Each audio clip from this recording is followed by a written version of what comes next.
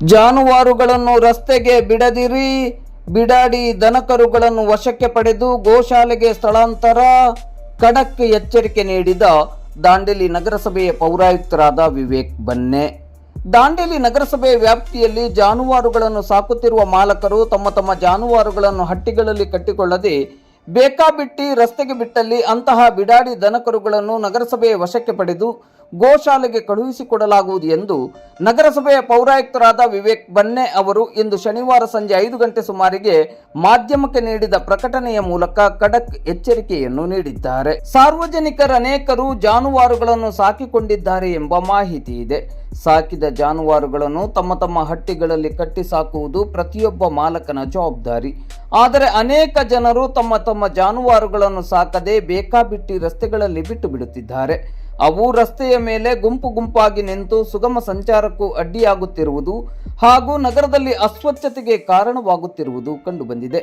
ಅನೇಕ ಸಂದರ್ಭಗಳಲ್ಲಿ ರಸ್ತೆಗಳಲ್ಲಿ ನಿಲ್ಲುವ ಬಿಡಾಡಿ ದನಗಳಿಂದಲೇ ಅಪಘಾತಗಳು ಸಂಭವಿಸಿರುವುದು ನಡೆದಿದೆ. ರಸ್ತೆಗಳಲ್ಲಿ ಅಲೆದಾಡುವ ಜಾನುವಾರುಗಳಿಂದ ಪರಿಸರ ಸ್ವಚ್ಛತೆ ಹದಗೆಡುವುದಲ್ಲದೆ ವಾಹನ ಸಂಚಾರಕ್ಕೂ ಅಡಚಣೆ ಉಂಟಾಗಿ ಅಪಘಾತಗಳ ಸಂಭವ ಹೆಚ್ಚುತ್ತಿದೆ. ಹೀಗಾಗಿ ಇನ್ನು ಮುಂದೆ ರಸ್ತೆಗಳಲ್ಲಿ ಅಲೆದಾಡುತ್ತಿರುವ ಜಾನುವಾರುಗಳನ್ನು ವಶಪಡಿಸಿಕೊಂಡು ಗೋಶಾಲೆಗೆ ಸ್ಥಳಾಂತರಿಸಲಾಗುವುದು ಹಾಗೂ ಸಂಬಂಧಿತ ಮಾಲೀಕರ ವಿರುದ್ಧ ಕಾನೂನುಬದ್ಧ ಕ್ರಮವನ್ನು ಕೈಗೊಳ್ಳಲಾಗುತ್ತಿದೆ. ಇನ್ನು ರಾತ್ರಿ ವೇಳೆ ನೂರಾರು ಬಿಡಾಡಿ ದನಕರುಗಳು ಹಳೆ ನಗರಸಭೆಯ ಮೈದಾನ ಹಾಗೂ ನಗರದ ಪ್ರಮುಖ ರಸ್ತೆಗಳಲ್ಲಿ ಮಲಗಿ ರಾತ್ರಿ ಕಳೆಯುತ್ತವೆ. ಮತ್ತೆ ಪ್ರತಿದಿನ ಅಲ್ಲಲ್ಲಿ ಅಸ್ವಚ್ಛತೆಯಾಗುತ್ತಿದೆ.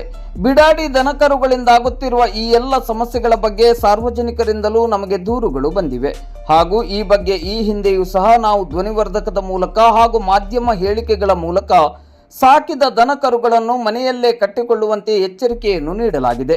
ಆದರೂ ಸಹ ಜಾನುವಾರು ಮಾಲಕರು ಕಾಳಜಿಯನ್ನು ವಹಿಸುತ್ತಿಲ್ಲ. ಇನ್ನು 1 ವಾರದ ಸಮಯವನ್ನು ನೀಡುತ್ತೇವೆ. ವಾರದೊಳಗೆ ಜಾನುವಾರುಗಳ ಮಾಲಕರು ಅವುಗಳನ್ನು ತಮ್ಮ ವಶಕ್ಕೆ ಪಡೆದು ಕಟ್ಟಿ ಸಾಕಬೇಕು.